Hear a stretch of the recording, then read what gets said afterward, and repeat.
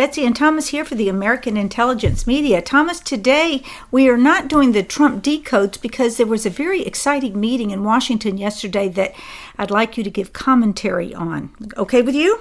Oh, yes, absolutely. Okay, so this is James Baker, and he has gone in for a hearing, and Jim Jordan is there, and Kevin McCarthy is there. Of course, we don't know what happened inside the meeting. We're going to have to rely on you and your guesstimates. But what happened after the meeting in the hallway when the reporter asked Jim Jordan what was in the hearing, it was his surprised look on his face that was like, oh my gosh, you can't believe what we found out. I can't tell you. What did he find out? Jim Jordan was so excited, Betsy, just as you say, he was jumping out of his skin. I have never seen him smile like that. Now, he is a really good guy, and he was standing next to Kevin McCarthy as they came out of the House Joint Committee, which has been looking into all of this corruption. Now, recently, Jim Jordan got to hear, of course, that Devin Nunes and his group in the Intelligence Committee want to release all of the records of the 70 people they interviewed. When that comes out, by simply putting together the pieces, it's very clear that this was a conspiracy and that it was ran out of the CIA, the FBI, and the DOJ, the National Security Division. So, well, that seems to be a little bit more than just conspiracy. What would be the... It was driven by the DNC, and this is what James Baker just gave up as his testimony behind closed doors that they will tell us about. But there's much more. And as you say, I'm going to give our guesstimate on what was truly told by James Baker. Now, we have to remember that James Baker has already been called into the grand jury indictment to look into the lack of candor of Andrew McCabe. Now, mind you, the bunk buddies. Andrew McCabe was a bunk buddy. James Baker was a bunk buddy. Lisa Page was a bunk buddy. Peter Strzok. Comey's assistant James Rybicki. But the lead person in all of it, when they rewrote Comey's statement exonerating Hillary from a non-investigation where she was not questioned and was not even a person who was a person of interest in the midterm exam investigation of her server, which you got to take, when you say that, you got to also add that's the DNC server, which means it's the same hack that got the DCCC, the DC leaks, Guccifer 2.0, all of that's one thing. Brian Pagliano, who will not testify before Congress, and they aren't following up on this, is the man who holds the secrets to all of this, right? So what they found out was that the DNC, through another lawyer, Michael Sussman, and we already know that Mark Elias, through Perkins Coie, spent $12 million in oppositional research, paying Fusion GPS to create the dossier through Christopher Steele, a British foreign agent. This is British Spygate. And that he worked with Stephen Halper, a dual citizen who is also a British spy. And we know exactly how much they were paid and when they were paid and everything. And so now what we have is James Baker. We already knew this.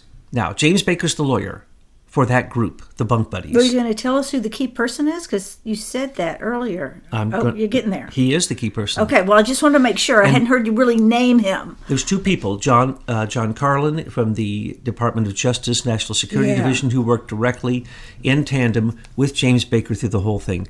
So who wrote the language that changed it from a crime of Hillary Clinton to simply, words that were downgraded?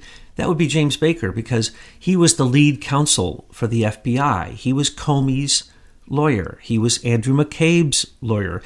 He was Peter Strzok and Lisa Page's, the bunk buddy group, which they called the small group, which they called so many names. I've gone into it so many times, I don't even want to go through it. But eventually they called it the insurance package. They called it the group to impeach Trump. They've called it everything. It is truly a CIA counterintelligence black ops a coup d'etat, which is still going on.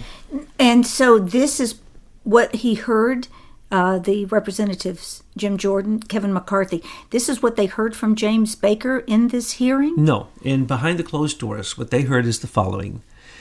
They heard James Baker, basically, who now knows that Bruce Orr was the first one to turn. Remember I said it's going to be the most guilty person or the lawyers that will turn first. And if they already jump ship, they will be the ones who you can bet will turn. And they will turn for immunity. Yeah, I was going to ask you if James Baker would have received immunity for this. He didn't ask for immunity on this. He gave them so much information that Jim Jordan, who's probably him and Devin Nunes, the two people closest on the track of this coup d'etat, this color revolution, this George Soros overthrow the election routine that's still going on with Robert Mueller and the same people still going on. And remember, Peter Strzok has not been fired by the CIA.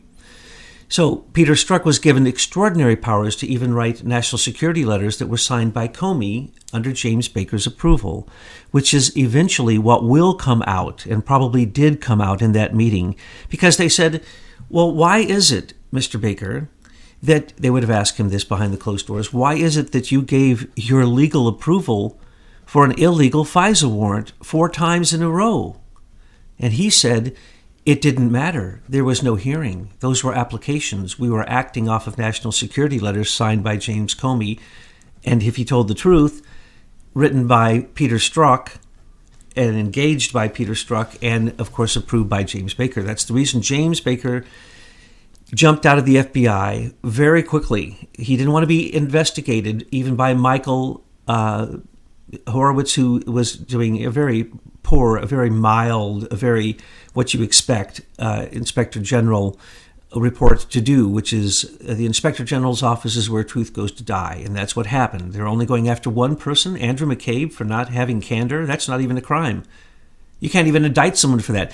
That grand jury, if that is what they went after him for, which is what they said, that's not a crime.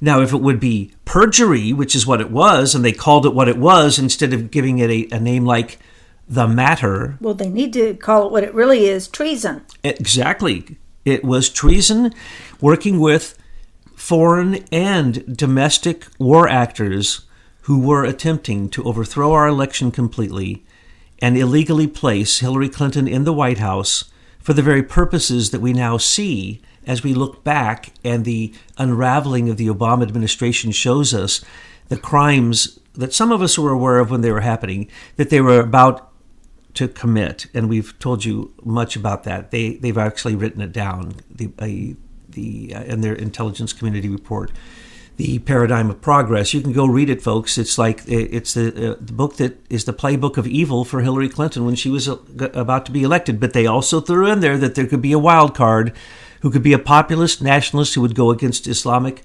fascism. And hello, bingo, Trump won. So just to remind folks that if you want to see this video and you want to read a little bit about it, go into the link that I have in the description box, and I've got everything packaged up for you very nicely there. But let's go back now to, you've got Jim Jordan coming out with a grin on his face and just lit up like you cannot believe about what he has just heard behind closed doors. What did he hear? Because what he heard was absolute proof of someone on the inside of the bunk buddies in the FBI, and that inner group working with the CIA, the FBI, and the DOJ, National Security Division. He has someone on the inside who's spilling the beans. Now, he spilled enough beans to cover what he knows Bruce Orr testified on. He gave enough to the committee to cover what he knows Andrew McCabe said in his testimony in his own grand jury indictment that's going on right now. And what he did was, he knows exactly what is in those documents. He created them. So the unredacted documents show him as a source and his methods. So if they get unredacted, he is going to be one of the principal people that was seen as literally the legal counsel that approved these illegal treasonous activities, these seditious activities. So what will happen? This is what I predict. I haven't ran this by the conclave, ran it by a couple of them, and they thought it was okay, so I'm going to say it. I predict, on my own, that there'll be another meeting with James Baker, and that one will be for his immunity. And he will spill the beans on Hillary's emails, which will then lead to Imran Awan if they follow it through. It'll lead to the corruption in the Democratic National Committee. It will lead to the absolute collusion between the DOJ, FBI, CIA, and James Clapper using other intelligence community information, NSA particularly, and the illegal surveillance of the Trump team was much more than that. The wiretap, the reason James Baker is spilling the beans is because he knows what Rod Rosenstein was up to the whole time. And by the way, the bunk buddies also includes everyone in the DOJ that was part of this, which is all the top brass. What about Jeff Sessions? I mean, with this much evidence everywhere, what is he going to do? Jeff Sessions went to his office and got on his prayer rug. Worse. He put wax in his ears. He covered his eyes and he put duct tape over his mouth. Went in the closet and locked it from the inside. And that's the last we've heard of Jeff Sessions. Every once in a while, he lets out a moan, and they take that to be a yes or a no, and they do what they would normally be doing without him. He is nothing except attempting to do nothing, so covering. He won't be considered part of the cover-up, though he knows he's part of the crimes of Uranium One. Thomas, what you've just described is the plug being pulled out of the swamp. This is amazing. Will this also show the relationship with the British meddling in our elections? Oh, absolutely. Stephen Halpern, Dearlove, Sir Richard Dearlove, the whole Privy Council group, part of Strategic Communications Laboratories, the whole thing, Cambridge Analytica. Will it pull the plug on the U.S. Digital Service and Facebook's meddling in the election? No, that's going forward with full tilt. We could talk about that too. But what we've always said is James Comey is the plug of the swamp, right?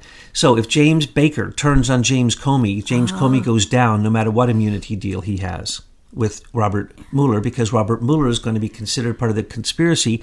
And anything that Robert Mueller, it may come down to anything that Robert Mueller did, the government may have to pay back the people that he destroyed. What do we do with him and his involvement with 9/11? And put him in jail because he'll be investigated with a special investigator, which will go back to the other crimes that he's committed in these very high-level, supposedly law enforcement positions where he was, in fact, breaking the law and covering his trails of crime, of evil beyond your imagination. He has been he was 100% complicit with 9/11, folks. How much worse could it possibly be? What could be more awful or evil than that? How about the total overthrow of America, giving it over to what we would call the SES bureaucrats? Sorry, that's a yes?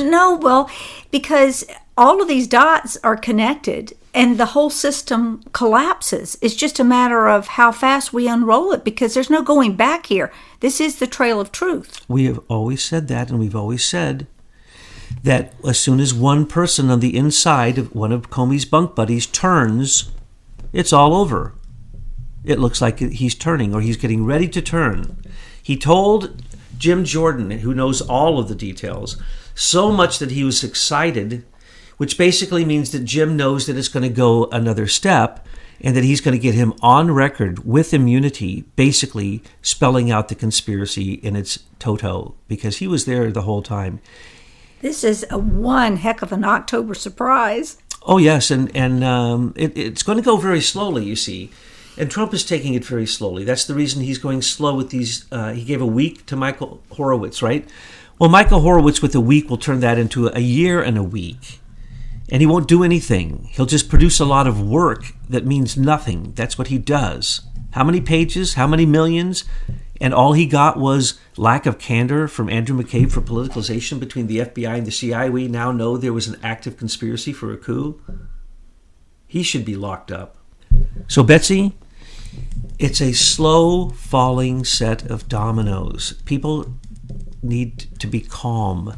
They need to sit back and watch the show, have some popcorn, and realize that the dominoes are going to fall because these people are all standing so near to each other with their corruption so that they can put money in one person's pocket while someone's putting money in their pocket. That's how close they have to stand.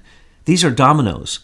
This domino effect is widening, and it can all, as we predicted, fall because of one person in Comey's bunk buddies who actually tells the truth. And it looks as if, for one of the first times in modern U.S. history, in Washington, D.C., someone told a bit of truth, and it got our man, who we want to be the Speaker of the House, Jim Jordan, so excited that he was, jumping up and down practically. Now, he didn't get excited like that. So this means it was huge.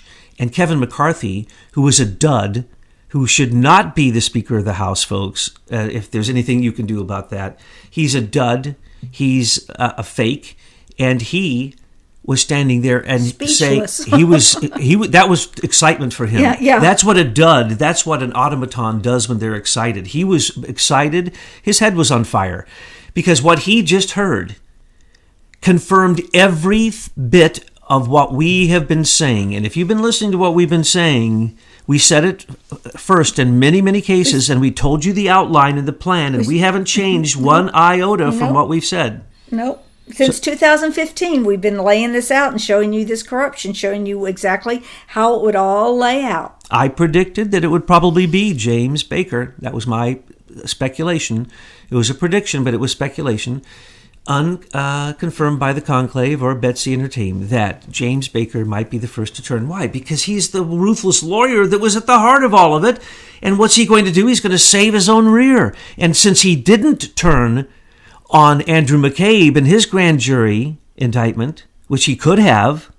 Why? He wanted an immunity deal, and he wasn't going to get it there because that's a fake kangaroo court. And everyone was talking about that he had already spilt the beans and told the truth at that grand jury indictment, and we said, no, don't believe that. But I guess he must have told somebody ahead of this he was getting ready to do it because the word was already on the street with the rumors. And so this is more than a rumor now. This is McCarthy and Jim Jordan getting excited about the testimony because it basically confirming everything they've been saying. And if you want the best version of the inside truth of this conspiracy, it would be Jim Jordan and Devin Nunes because they have been leading this. They are the spearhead. And, of course, others, Grassley and Goodlayton, Meadows and all these other people doing a good job. But those two are leading it, and we need to support them any way that we can.